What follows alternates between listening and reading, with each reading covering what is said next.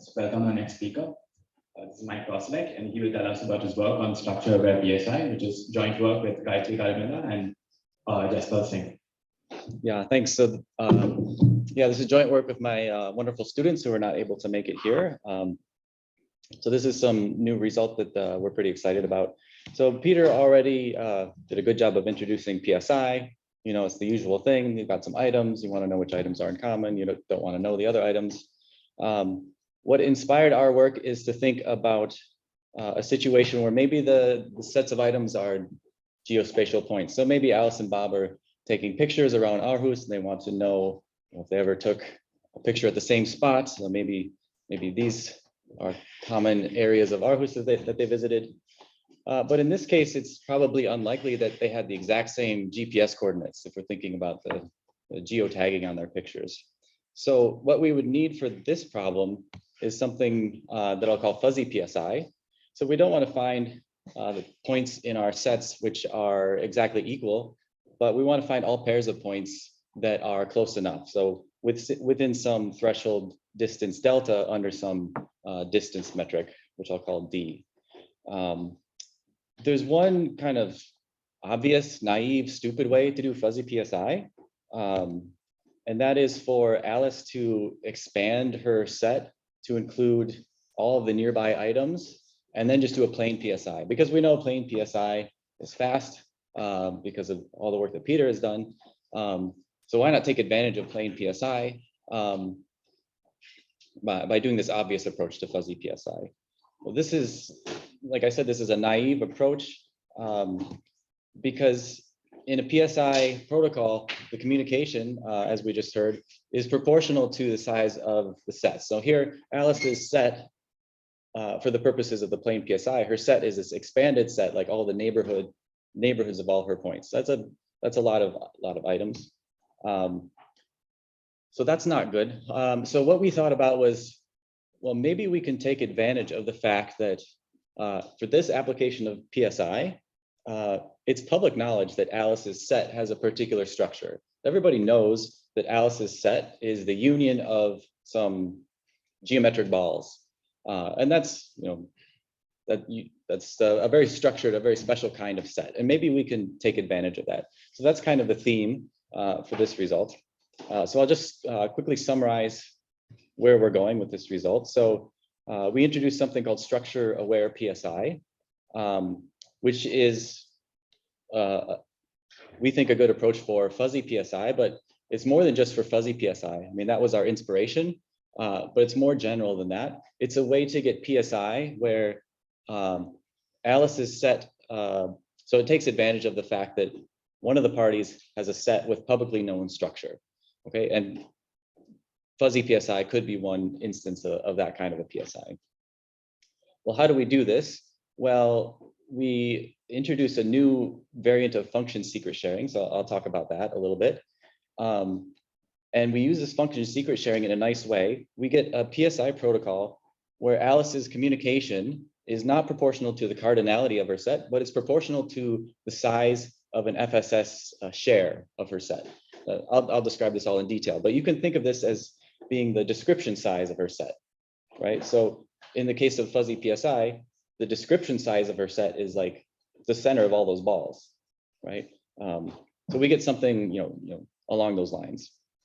And so along the way, we have to think about how to develop FSS schemes for sets of particular structure. We focused on the application to fuzzy PSI where the structure is union of geometric balls. So I'll talk about that as well at the end. Okay. Just like Peter said, every PSI protocol under the sun is based on this oblivious PRF framework, so I won't talk about that too much. I apologize because we coordinated a little bit just to make sure I didn't have to redefine everything, but I got the sender and the receiver in a different direction. I apologize for that. So if that bothers you, maybe you can stand on your head and then the talk will make more sense. But then you send the set before the OPRF. What? Then you send the second message before the OPRF. Yeah, then it becomes an FRPO, I think. Okay, in any case, this is a picture of an OPRF. You can use it to get PSI. or ISP if you're upside down.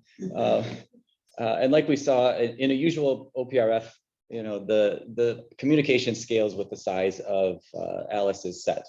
Okay, and what we're looking for is what I call a structure-aware OPRF, where Alice has a set with some known structure, and we want the communication of this OPRF to be proportional to the description size of her set. So if we can do this, then we can get PSI with the same property, the structure-aware property. Okay. So the main protocol construction in our paper is it achieves the following property. So if Alice's set can be represented by a particular kind of function secret sharing, and the share size is sigma, then you can have, wow, there's like a weird thing on this screen that's confusing. Okay, I'll be okay, sorry.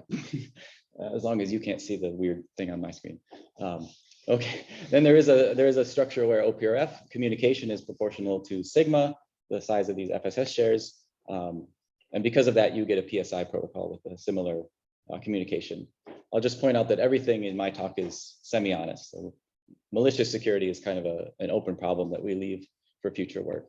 So let me next describe this protocol. So how to go from function secret sharing to a nice kind of OPRF.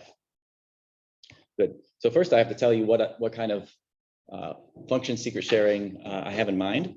So I'm going to use slightly different notation than maybe you've seen before. What we call a Boolean function secret sharing is just specialized notation of standard function secret sharing from Boyle, Thielbo, and Ishai.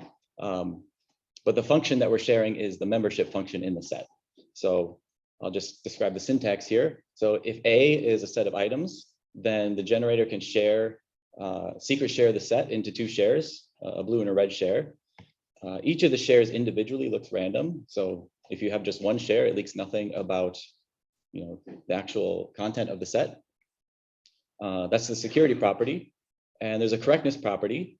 So if X is in the set, there's a way to evaluate on each of the shares and evaluate on the blue share and the red share, and you get a secret share of 0. So if it's in the set, you get a secret share of 0. That may seem backwards to you, but it works out very nicely in the protocol. If X is not in the set, when you evaluate on the two shares, you get a secret share of 1. Okay, so this is a normal function secret sharing for the membership function for the set, but maybe like the complemented membership function if you don't like this, the fact that 0 and 1 are swapped. So if we have a function secret sharing like this for a particular kind of set, then we can do a really nice oblivious PRF protocol. This is what I'm most excited about. So you have no choice but to share in my excitement now. So I'll describe the protocol. So Alice has a set A. She wants to be the OPRF receiver. So what should she do? She generates a bunch of different independent FSS shares of her set. And by a bunch, I mean, let's say 128, just to pick an arbitrary number with no particular meaning to cryptographers. Let's say 128 times. She's going to use those as inputs to oblivious transfer. Okay. Bob is going to be an OT receiver. He's going to pick up either the blue share or the red share in each of these OTs. He's going to pick randomly. Okay. So now Bob has a collection of multicolored shares, and what can he do with them? He has a value X in mind. He can evaluate each of those shares on that X. So I'll use this kind of overloaded notation. He has this rainbow of shares. He evaluates each one on his favorite input X and how he gets a vector of outputs from these individual shares. So let's tell Bob to apply a hash function to these, a random oracle, let's say, and we'll define that to be the function f. Okay, I claim that this is our oblivious, this is our PRF for the OPRF protocol. So Bob can compute this PRF for any X that he wants. Now let's look at this from Alice's point of view. So there's two cases. So if an item X is in the set, then evaluating on the blue share or the red share makes no difference. These are secret shares of 0. So whether you evaluate on the blue share or the red share, you get the same result. So this means Alice can just evaluate all the blue shares on X. she'll get the same thing that Bob got when he evaluated on this, rainbow assortment of shares. And he'll get the same f of x value that Bob got. She'll get the same value that Bob got. So when x is in the set, Alice can compute f of x.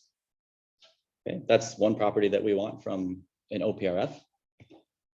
In the other case, if x is not in the set, then it does make a difference whether you evaluate the blue one or the red one. And so if Alice wants to compute the same thing as Bob, she has to predict, which the red or the blue was picked up in each of the cases, right? So from Alice's perspective, she has to guess this string S. She has to guess all of Bob's OT choice bits, but he chose them at random. So f of x, if H is a random oracle, then you've got this plus S term. It's got 128 bits of entropy, so she can never call the random oracle on this value. The result looks random, right? That's an OPRF. If it's in the set, Alice learns it. If it's not in the set, it looks random to Alice. I think this is a cool protocol. And one of the reasons I think it's cool is because it looks familiar. So maybe this looks kind of familiar to you, because it is familiar to you. It's incredible. So let's try to get some context here by considering maybe what's the simplest FSS that we could plug into this protocol to sort of figure out what's actually going on.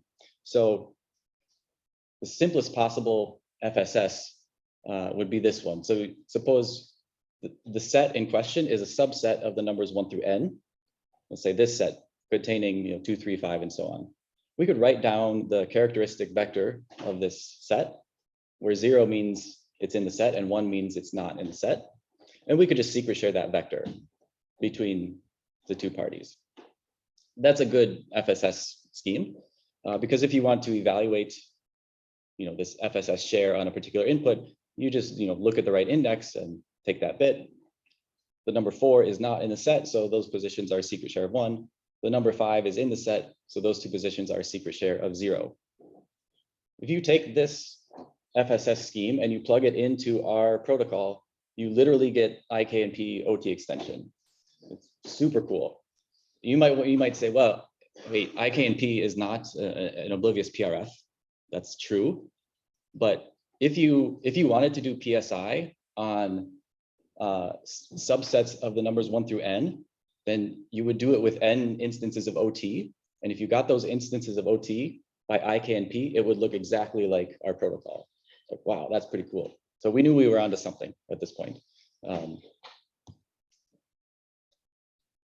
But it turns out that you don't need such a strong FSS. You can get by with a weaker version of FSS. So here's the definition from the previous slide. It's like a standard BGI 15 style FSS. We can relax it in 2 different dimensions.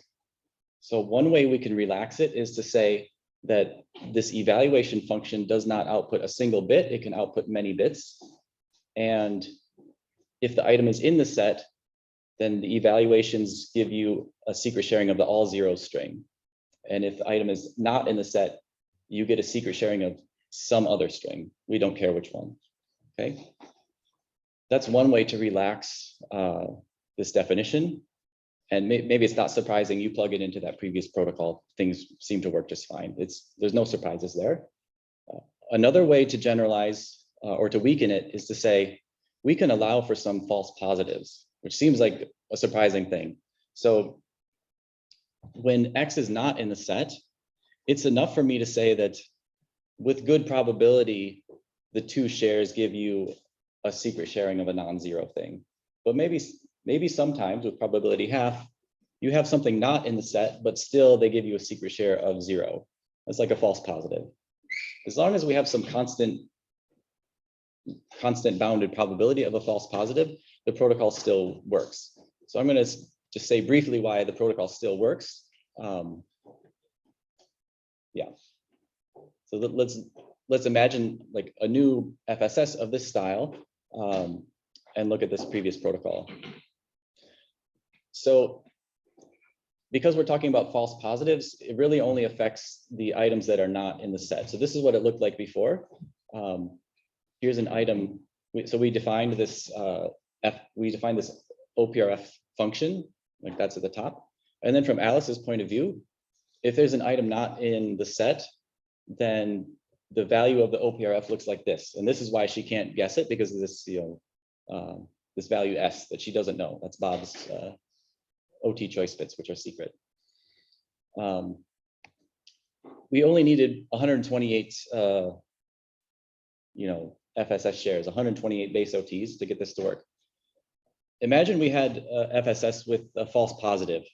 And now it turns out that if, let's say there are 440 base OTs now, if you have 440 FSS shares, and each one with probability half is going to be a false positive, then it turns out with very, very high probability, at least 128 are not false positive. I mean, this is like a normal, binomial distribution bound.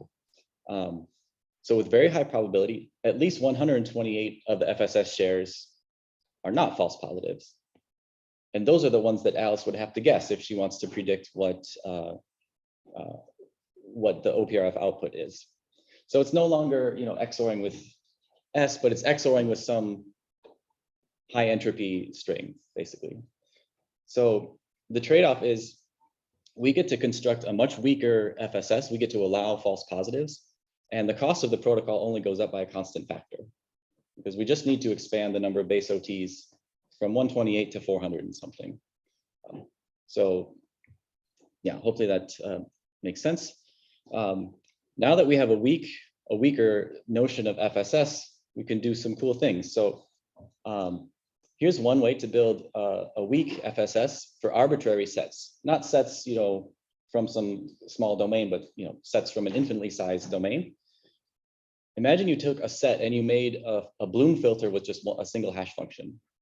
Like usually when you think of a Bloom filter, you don't think of a single hash function because the false positive rate would be too high. Well, I can do a false positive rate of 1/2, so why not? I'll take a Bloom filter with one hash function. So I guess it's an inverted Bloom filter because now zero means one for me. So item foo is in the set, so I take hash of foo, I look at that position, set it to 0, so on. This is a Bloom filter representing the set. H is the hash function. I secret share this Bloom filter. That's my FSS share, right? How do you evaluate this FSS? Well, you want to see whether the item foo is in the set. You evaluate your share on position H of foo. In this case, foo is in the set, so there's a secret sharing of 0. If it was an item not in the set, maybe with the usual Bloom filter probability, I might get a false positive. That's fine. If you take this FSS scheme and plug it into our protocol, you get exactly the PSI protocol of Melissa Chase and Peihan Miao from Crypto 2020. That's pretty cool. We looked at their paper, we did a control F and looked for Bloom filter, and there was no Bloom filter in there. So we were very surprised. We thought, surely they must have seen this, but just kind of an interesting convergence. So yeah, we really like this way of thinking about these OPRF protocols. Here's another way to do a weak FSS. So one share is a PRF seed. The other share, so the PRF seed is really short. The other share is coefficients of a polynomial, where I've interpolated the polynomial to agree with the PRF on the points in the set. Of course, the polynomial might agree with the PRF on other points as well, but it's a PRF, so that happens with probability half. So false positives with probability half, but correctness for all the items in the set. You take this FSS and put it into our protocol, you get exactly the sparse OT protocol from our paper in 2019. You don't exactly get it, but you sort of, in principle, you get it. After you make like one optimization, you get this sparse OT protocol. So that's pretty cool. We're pretty excited at this point when we noticed that this kind of explains all like OT extension style protocols. Wow, I'm almost running out of time. That's incredible. I'm getting too excited here, which is, I guess, guilty as charged. So far I just showed you, FSS for arbitrary sets. So that gives you plain PSI, like PSI of like arbitrary sets. I need to talk about structured sets. So I need to talk about FSS schemes for structured sets, and the structure that we care about is union of geometric balls. And I'm going to have to go pretty fast because I'm using up all my time. I'll try to focus on a few tricks and give you a sense of, you know, why this weak FSS makes things easier. So in fuzzy PSI, Alice's input set is a union of balls. The distance metric matters though. So usually this is your mental picture of a ball. That's fine. That's an L2 ball. Well, in L1, a ball looks like this. In L infinity, a ball looks like this. This is the easiest one for us. So that's what we did. We're just kind of scratching the surface. We did something easy. Why do we like L infinity balls? Because in D dimensions, a ball is an intersection of D intervals. There's one interval in each dimension. Everything we do for L infinity balls, we can also do for L1 balls, because L1 balls are also intersection of many intervals, but there's exponentially many intervals. Everything we do with L infinity, we can do with L1, but exponentially worse. So we don't like to put that in the slides because we don't like doubly exponential things. Okay. So we want to make an FSS scheme for these kinds of structures, a union of balls, and each ball is an intersection of intervals. So really focus on like union operation of FSS and intersection of FSS. And in the paper, we kind of explore lots of different methods to do this. I showed that picture just to shock you. Nobody looked terribly shocked. The theme is, I guess, I'll just sort of hint at some of the things that we did. The theme is that if you have a weak BFS, so we introduced this weak variant of FSS. And if you have a weak one, you can get more efficient FSS, okay? So the existing way to do intersection for FSS was in the original BGI paper. And if you had a FSS for the set A and for the set B, and you wanted an FSS for their intersection, sort of multiply the share sizes together. That's kind of expensive. In our world, it's much easier. So suppose you have secret sharing of A and a secret sharing of B. In a weak FSS, we allow the evaluation output to be multiple bits. So actually, what if you just evaluate each individual share and just concatenate them together? Well, if the item is in both sets, this is a secret sharing of 0, 0. If it's not in both sets, then it's not a secret sharing of 0, 0. So for us, this is a valid FSS scheme. And the cost of the shares is additive instead of multiplicative. I mean, it's like the dumbest, stupidest insight, but you know, we're happy to take credit for it. Okay. To take the union of many items, like that's very easy in an FSS. You just like evaluate each individual FSS and add them up. But the problem is that the evaluation cost is high. Like if Alice has 10 million balls in her set, then to evaluate just one FSS, you have to do like 10 million FSS things and add them up. So we had this again, a simple idea. So if Alice has these set of balls, overlay a grid over the balls. So now some of the grid cells are active and some are not. For each of the active grid cells, just generate, just secret share the contents of that grid cell, and then generate a polynomial that sort of maps the ID of a grid cell to the FSS share for that cell. Okay, so now if you want to evaluate, just take this polynomial, plug in the identity of the grid cell, and out pops an FSS share that you evaluate. Okay, if you're in an active grid cell, you get the right thing. If you're not in an active grid cell, you get like whatever the polynomial gives you. You get like some false positive, let's say, some bounded probability of a false positive, which is fine for us. But now to evaluate, it's like constant time. I don't have to evaluate like the entire geometric space. Good. So as I'm wrapping up, yeah, we did a lot of stuff. We explored different kinds of structures to see how much structure does it take to really remove this exponential dependence on the dimension.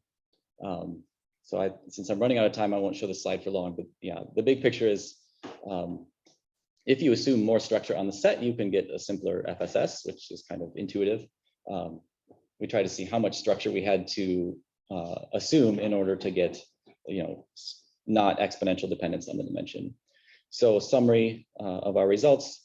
If you have this special kind of secret sharing of a set, then you can get an OPRF protocol where the communication is proportional to that FSS share size. We have some new tricks.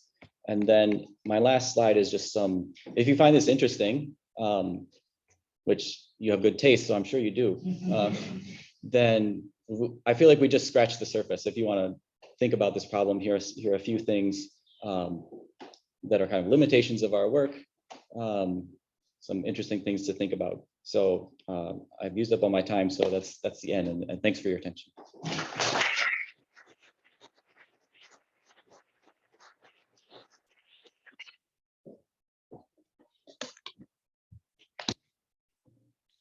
We are done with the question.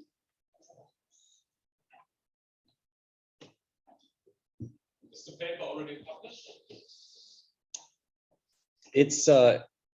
It's undergoing shepherding at Crypto, and it will after we satisfy the shepherd, I assume in this room, I don't know.